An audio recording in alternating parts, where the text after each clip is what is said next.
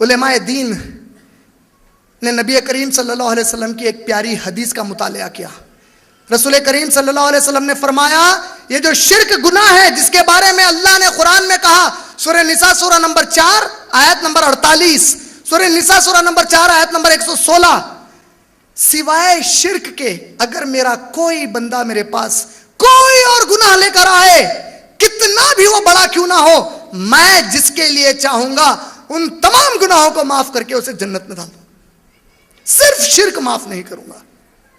سورہ مائدہ سورہ نمبر 5 آیت نمبر 72، انہو من یشرک باللہ فقد حرم اللہ علیہ الجنہ، جس کسی نے میرے ساتھ شرک کیا میں جنت کو اس پر حرام کر کے رکھ دوں گا. اللہ حرام کر دے گا جنت اس شخص کے اوپر جو اللہ کے ساتھ شرک کرتا ہے.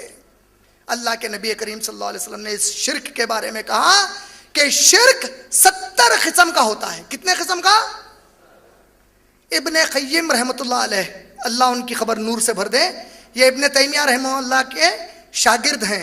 ابن قیم رحمۃ اللہ علیہ نے وہ 70 قسم کے شرک کا جو اللہ کے نبی نے ذکر کیا اسے ٹٹولا، تلاشا، ساری زندگی اس علم کے پیچھے وقف کی کہ پتا کریں کہ وہ کون سے طریقوں کا شرک ہے جس کے بارے میں نبی نے کہا ہے صلی اللہ علیہ وسلم نے ہم امتیوں کو بچنے کے لیے، اور وہ رزلٹ پر آئے کہ یہ جو 70 قسم کا شرک ہے ان کو 4 بنیادی عنوانات کے تحت لایا جا سکتا ہے. کتنے عنوانات، کتنے کیٹیگریز؟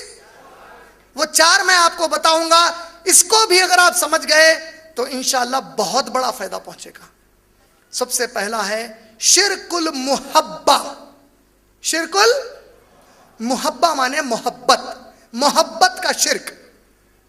دوسرا ہے شرک النیہ والارادہ. تیسرا ہے شرک الاطاعت. چوتھا ہے شرک الدعا. کتنے ہیں؟ شرک المحبت، شرک الاطاعت، شرک الدعا، شرک النیہ والارادہ.